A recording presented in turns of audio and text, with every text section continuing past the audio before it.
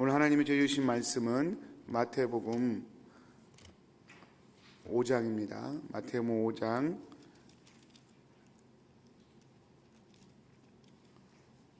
17절에서 26절 말씀 저희 보겠습니다. 내가 율법이나 선지자를 폐하러 온 줄로 생각하지 말라. 폐하러 온 것이 아니요 완전하게 하려 함이라. 진실로 너희에게 이르노니 천지가 없어지기 전에는 율법의 1.1획이라도 반드시 없어지지 아니하고 다 이루리라. 그러므로 누구든지 이 계명 중에 지극히 작은 것 하나라도 버리고 또 그같이 사람을 가르치는 자는 천국에서 지극히 작다 일컬음을 받을 것이요 누구든지 이를 행하며 가르치는 자는 천국에서 크다 일컬음을 받으리라. 내가 너희에게 이르노니 너희 의가 서기관과 바리새인보다 더 낫지 못하면 결단코 천국에 들어가지 못하리라.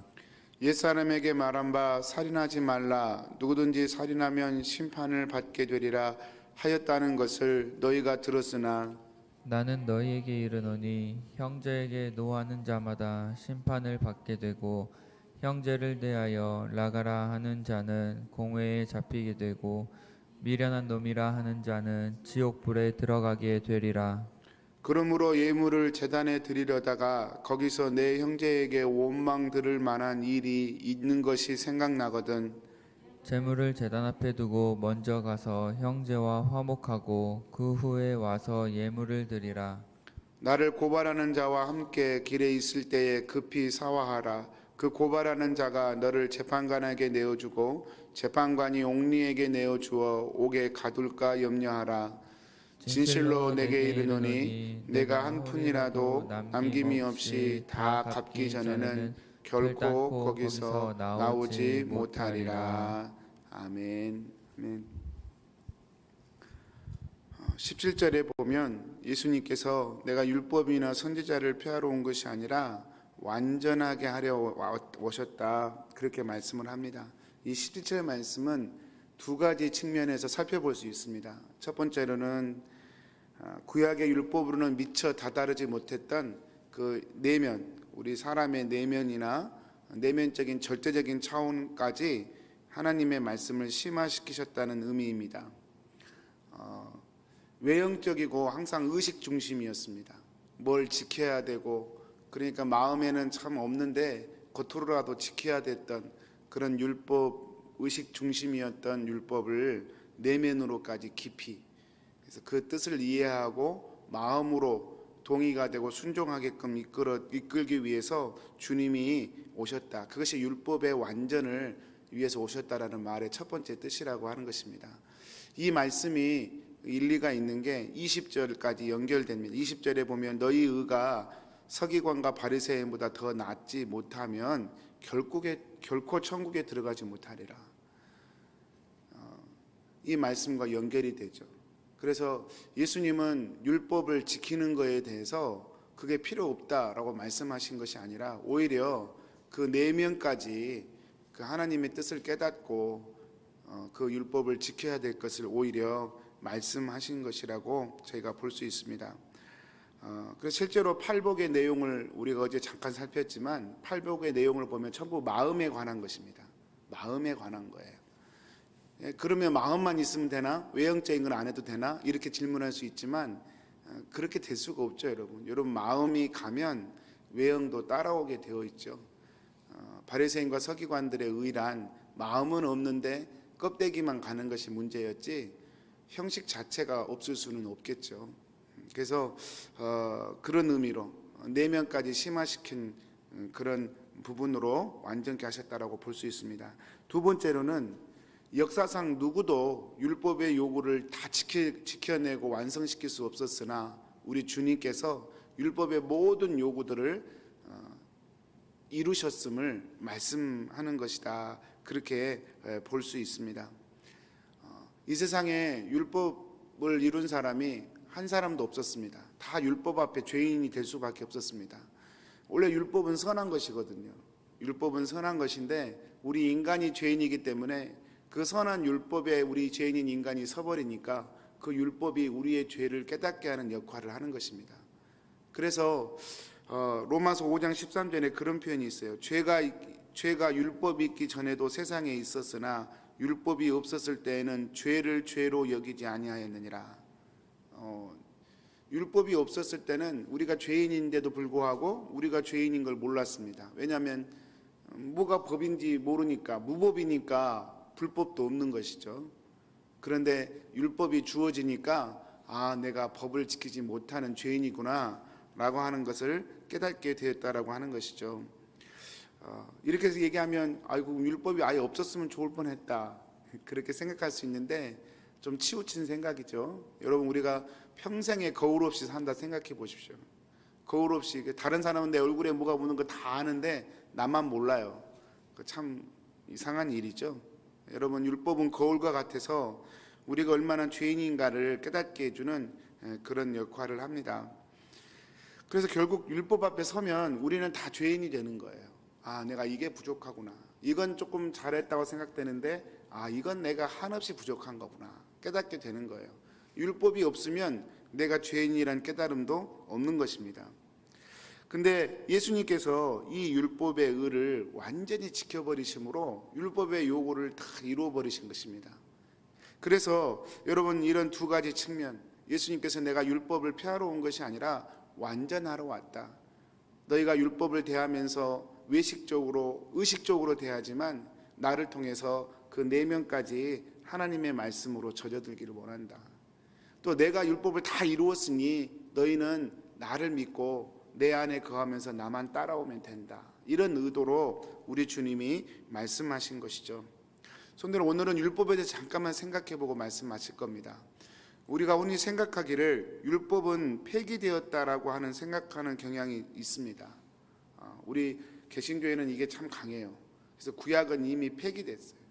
그래서 어떤 사람은 11조도 필요 없고 주일 성수도 필요 없고 다 자유하게 됐으니까 뭐 지킬 필요도 없고 다 자유하게 됐으니까 할 필요가 없다. 그렇게까지 극단적으로 주장하는 분들이 계십니다. 과연 그럴까요? 그렇지 않습니다. 그렇지 않습니다. 오늘 말씀에 보면 예수님께서 그런 우리의 생각과 결이 다른 말씀을 하시죠. 18절 말씀인데 진실로 너희에게 이르노니 천지가 없어지기 전에는 율법의 1.1획도 결코 없어지지 아니하고 다 이루리라 그렇게 말씀하십니다. 천지가 없어진다는 말은요, 지금 우리가 보고 있는 이 지구가 없어지는 걸 의미합니다. 그때가 언제일까요? 우리 주님 다시 오실 때 새하늘과 새 땅이 이루어지기 전까지는 여러분 이 땅에 하늘과 땅은 없어지지 않죠. 다시 말하면 이 땅이 완전히 끝날 때까지 율법의 1.1획도 결코 없어지지 아니하고 다 이루어진다. 주님은 그렇게 말씀을 하신 것입니다. 여러분, 구약의 율법이 결코 우리 신앙생활에 필요 없다. 매우 극단적인 생각입니다. 존재합니다. 그 역할을 지금도 합니다. 다만 아까 말씀드린 것처럼 예수님이 그 요구를 다 이루셨기 때문에 예수님 안에 거하면서 그 은혜를 누리는 것이지, 그래서요 심판이 없으면 구원을 모른다니까요. 죄를 모르면 의가 뭔지를 몰라요. 멸망이 뭔지를 모르면 구원이 뭔지를 모릅니다. 그러니까 이게 항상 같이 가는 겁니다. 여러분, 율법을 모른 채, 율법이 신앙생활에 전혀 없는 채 예수님의 십자가만 바라보고 은혜 한다고 그게 은혜가 되는 게 아니에요. 율법은 지금도 기능을 합니다. 다만 그 율법의 기능을 예수님이 이루신 것이죠. 우리는 그걸 인식하기 위해서 늘 이렇게 비춰보면서 우리의 마음을 이렇게 채워갈 필요가 있는 것이죠.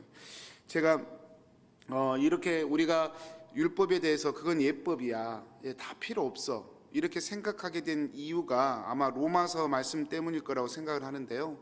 로마서 7장 2절 3절에 보면 바울은 율법과 우리 예수님의 복음을 한 여인에게 있어 두 남편으로 표현을 합니다. 그래서 7장에 보면 그냥 제가 설명해 드리면 남편 있는 여인이 남편 생전에 다른 남자에 가면 음녀예요. 그러면 안 되죠. 근데 남편이 죽은 뒤에 다시 재가를 하면 그거는 잘못된 게 아니죠. 당연히 할 수 있는 일이거든요. 마치 그것처럼 율법이 그와 같다. 율법이 옛 남편이고 이제 그리스도라고 하는 새 남편이 이렇게 우리 가운데 주어진 것이다라고 하는 논리로 바울이 이렇게 설명을 합니다. 그래서 이 말씀만 보면 율법이 죽었구나. 이제 죽은 남편이라 그랬으니까 예수님이 새 남편이고 율법은 죽은 남편이고 이렇게 생각을 해서 율법이 죽은 것처럼 오해할 수 있습니다. 그런데 그런 오해를 바로잡기 위해서 4절 바로 그 다음 절에 그렇게 설명을 합니다. 그러므로 내 형제들아 너희도 그리스도의 몸으로 말미암아 율법에 대하여 죽음을 당하였으니 이는 다른 이 곧 죽은 자 가운데서 살아나신 이에게 가서 우리가 하나님을 위하여 열매를 맺게 하려 함이라. 이 말이 무슨 말이냐면 율법에 대하여 우리가 죽은 거예요. 율법이 없어진 게 아니고 율법에 대하여 우리가 왜 어떻게 죽었습니까? 우리가 그리스도 안에 거할 때 그리스도에게 감으로 율법에 대하여 우리가 죽은 것입니다. 그래서 말씀을 가만히 보면 율법 자체가 폐하여진 것이 아니고 율법에 대하여 우리가 죽은 거예요. 그러면 율법에 대하여 죽었단 말이 도대체 무슨 말입니까? 제가 조금 더 설명해 드릴게요. 로마서 8장 4절에 보면 이런 표현이 있습니다. 육신을 따르지 않고 그 영을 따라 행하는 우리에게 율법의 요구가 이루어지게 하려 하심이니라.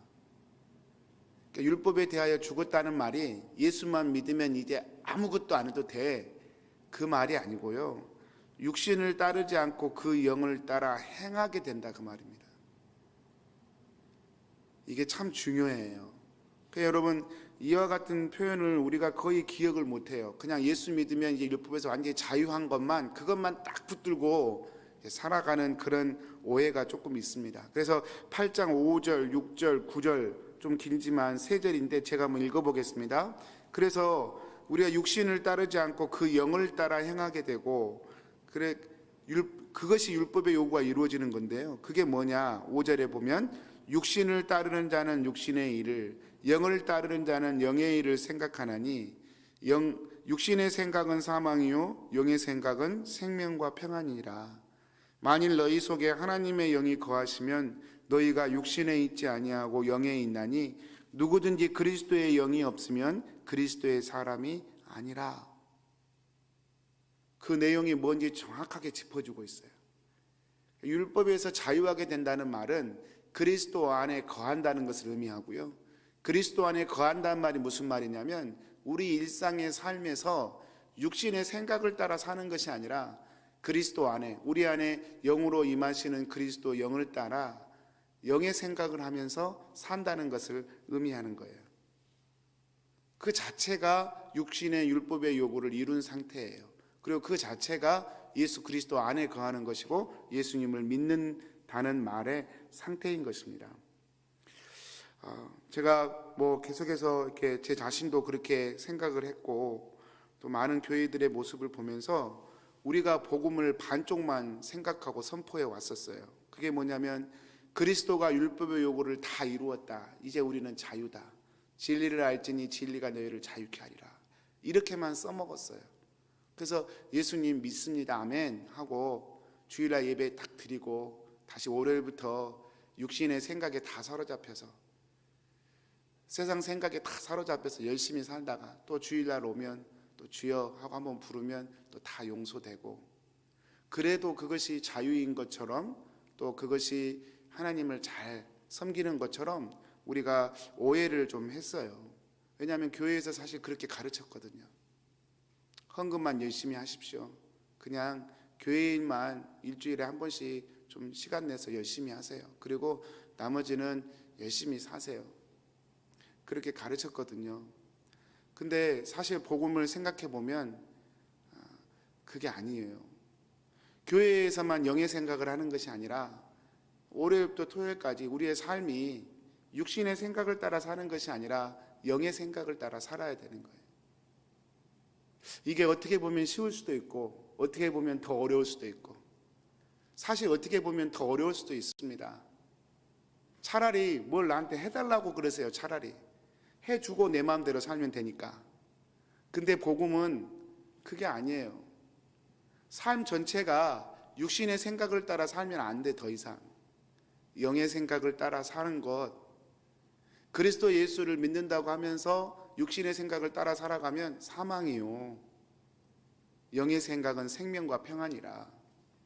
우리에게 예수 믿는 의미를 성경은 정확하게 얘기를 합니다.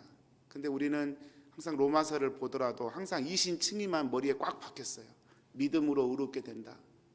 그 말의 의미에 대해서 설명해 주고 있는데 우리가 선포하지도 않고 또 사모하지도 않고 그렇게 된 것이 어쩌면 오늘날 우리 교회들이 연약해진 이유가 아닐까, 저를 포함해서 그렇게 생각해 봅니다. 사랑하는 성도님들, 우리가 그렇게 살 때마다 깨닫게 되는 게 있어요. 그렇게 사는 것이 죄된 삶이구나. 일상의 삶 가운데 주님의 음성 못 듣고 주님과 동행하지 않고 내 생각 내 마음대로 하고 내 인생 내 것이라고 마음대로 사는 게 그게 죄구나 깨닫게 되는 거예요. 그 역할을 누가 합니까? 율법이 하는 거예요. 삶 가운데 내 삶에 주님을 향한 시간의 11조, 재물의 11조, 내 마음의 11조. 11조라고 하는 건 10의 1이 아니라 10의 첫 번째죠. 여러분, 제가 돈을 얘기하는 거 아닌 거 아시죠? 삶의 첫 번째를 주님께 내어드리는 거예요. 내 삶을 10개로 나눈다면 그 삶의 첫 번째 자리는 항상 주님 거예요. 내가 뭘 하든지 그렇게 주님께 내어드리고, 주님이 내 삶의 첫 번째이시니 제가 오늘 또 무슨 생각을 하면서 살까요? 제가 오늘 또 하루를 어떻게 살까요? 주님께 내어드리고 주님의 생각을 여쭙고 주님을 따라가는 삶이, 그게 그리스도의 삶이고 그게 자유하는 삶이라는 것입니다. 사랑하는 성도님들, 이런 말씀, 이런 복음에 대한 동의가 우리 안에서 계속 일어나셨으면 좋겠어요. 우리 교회가 그렇게 이 어려운 시기를 지나면서 저는 그 훈련을 하고 있다고 생각합니다. 저희가 지금은 교회 일 많이 할 수가 없잖아요. 교회 일하는 게 주의 일일 수 있지만 그게 전부는 아니구나. 오히려 주님이 원하시는 것은 내 일상의 삶에서 주님 바라보는 것이구나. 주님과 동행하는 것이구나. 내 삶을 주님 모시고 사는 것이구나. 이것이 신앙의 본질이구나. 저희가 훈련받고 있다고 생각합니다. 사랑하는 성도님들, 오늘도 주님과 함께 사시기를 축복합니다. 오늘 하루 이렇게 새벽 예배 드리면서 주님 부르시는 것 너무 잘하시는 거예요. 하루하루 중간 사시면서 주의 이름을 부르셔요. 그리고 삶의 골목길을 경험할 때마다 주님께 도와달라고 하셔요. 주님 도와주십니다. 길을 열어주십니다. 그 주님 붙들고 오늘 또 당당하게, 그리고 생명과 평안이 넘치는 하루가 되시기를 주님의 이름으로 축복드립니다. 이제 우리 기도 같이 하겠습니다. 계속해서 저희들 기도하는데요, 오늘은 우리 교회를 위해서 한번 기도하겠습니다. 우리 공동체 가운데 세워주신 우리 장로 리더십, 안수 집사 리더십, 권사 리더십, 또 큐티 팀장, 구역장, 또 부서장 리더십들을 하나님 붙들어 주십시오. 또 목회자와 더불어서 함께 사역하고 공동체를 섬겨갈 때 주신 사명 잘 감당하실 수 있도록 은혜 주십시오. 기도해 주십시오. 그리고 우리 큐티 모임이 활성화되게 주님 축복해 주십시오. 모든 교우들이 말씀으로 삶 가운데서 주님과 교제가 일어나게 해주시고 주님과 인격적인 만남들이 일어나게 해주십시오. 우리 다음 세대, 우리 아동부, 중고등부, 청년대학부가 주님을 바라볼 수 있도록 믿음의 눈을 열어주시고 이 시대 가운데 하나님의 군사들로 세워지게 해주십시오. 우리 교회가 아무리 시대가 어렵고 힘들어도 생명이 있으면 뿌리 내리고 열매 맺게 되어 있습니다. 우리 교회가 주님의 복음의 생명을 가진 교회가 되게 하셔서 날마다 구원의 열매가 드러나고 하나님의 역사가 드러나는 그런 교회가 되게 해 주옵소서. 우리 한번 우리 교회를 위해서 이 시간 기도 제목 가지고 같이 기도하도록 하겠습니다. 우리 주여 3번 부르고 우리 기도하겠습니다. 주여, 주여, 주여. 아버지 하나님, 오늘도 말씀 주셔서 감사합니다. 내가 율법을 피하러 온 것이 아니라 완전케 하려 왔다. 말씀하시는 주의 말씀 주셔서 감사합니다. 하나님 아버지, 무엇을 지켜내는 것이 아니라 내 마음이 주님 모시고 사는 것임을, 주님의 은혜를 기억하며 주님 안에 거하는 것이 율법의 요구를 이루는 것임을 오늘도 말씀을 통하여 듣게 하시니 감사합니다. 아버지 하나님, 내 마음을 정직하게 주님께 드리고 주님 모시고 일상의 삶을 살아낼 수 있는 제가 되고 우리 교우들이 될 수 있도록 하나님, 우리 킹슨 한인 교회를 축복하시고 인도하여 주시옵소서.